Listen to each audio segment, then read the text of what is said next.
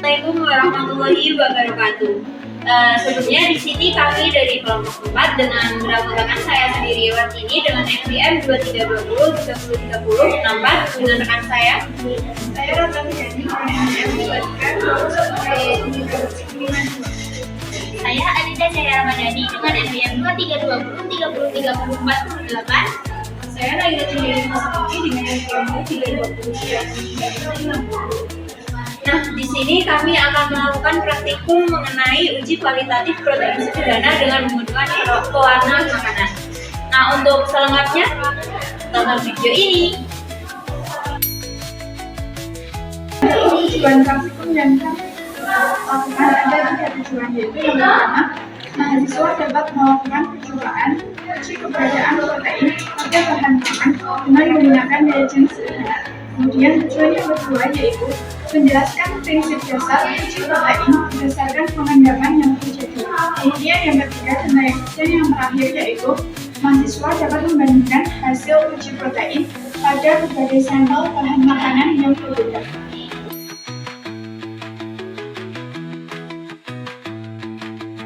Apa sih konsep yang relevan dengan praktikum yang kita lakukan kali ini? Protein sebagai zat pembangun dan pengatur tubuh serta merupakan sumber asam amino yang dimana terdiri dari unsur karbon, hidrogen, oksigen, dan juga nitrogen.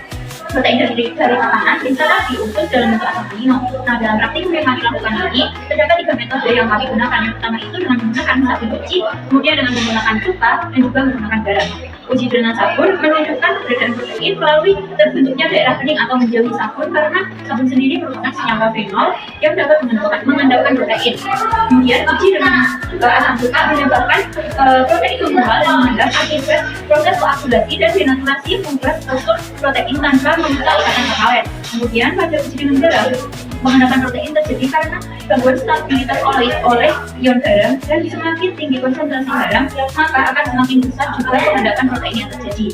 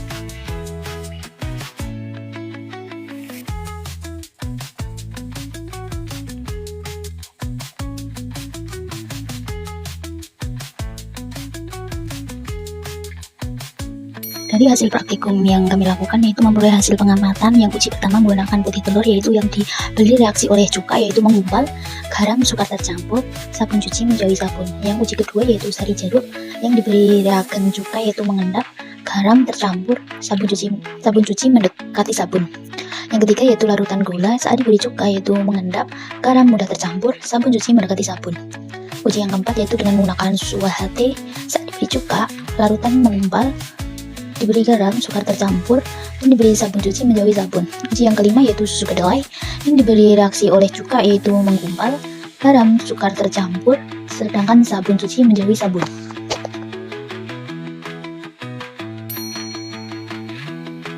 Yaitu pembahasan yang pertama itu uji protein pada putih telur. Putih telur menunjukkan hasil yang sangat jelas mengandung protein. Pada saat diuji dengan cuka terjadi penggumpalan yang menunjukkan terjadinya denaturasi dan koagulasi protein akibat reaksi asam asetat. Reaksi ini terjadi karena protein dalam putih telur tidak lagi larut setelah struktur 3 dimensinya rusak oleh asam. Saat diuji dengan garam, putih telur sukar tercampur, menandakan adanya gangguan pada sistem koloid akibat ion NaCl yang menyebabkan protein mengendap. Uji dengan sabun cuci menghasilkan reaksi larutan yang menjauhi sabun sesuai dengan karakteristik protein yang bereaksi dengan senyawa fenol dalam sabun. Ketiga reaksi ini mengindikasikan bahwa putih telur mengandung protein dalam jumlah tinggi. Pada uji kedua yaitu uji protein pada sari jeruk. Pada uji sari jeruk, hasil pengamatan menunjukkan bahwa sari jeruk mengendap saat diberi cuka. Akan tetapi sukar tercampur dengan garam dan larutan justru mendekati sabun. Endapan yang terbentuk bukan berasal dari protein, melainkan dari zat lain seperti serat atau partikel padat dalam sari buah. Karena tidak terjadi penggumpalan dan tidak ada reaksi menjauh dari sabun, maka dapat disimpulkan bahwa sari jeruk tidak mengandung protein dalam jumlah signifikan. Reaksi mendekati sabun menunjukkan tidak adanya interaksi antara protein dan sabun, memperkuat bahwa sari jeruk bukan sumber protein. Larutan gula menunjukkan hasil negatif dalam semua uji protein. Saat ditambahkan cuka, larutan gula hanya mengendap dan tidak menggumpal, menandakan tidak terjadinya koagulasi protein. Pada uji dengan garam, larutan ini mudah tercampur, menunjukkan tidak adanya sistem koloid protein yang terganggu oleh ion garam. Saat diuji dengan sabun cuci, larutan justru mendekati sabun, yang berarti tidak terjadi reaksi seperti yang biasanya ditunjukkan oleh larutan yang mengandung protein.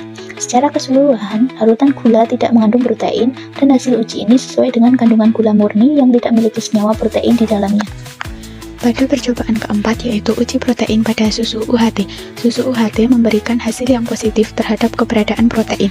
Reaksi dengan cuka menunjukkan penggumpalan yang berarti protein dalam susu mengalami durasi bentuk endapan.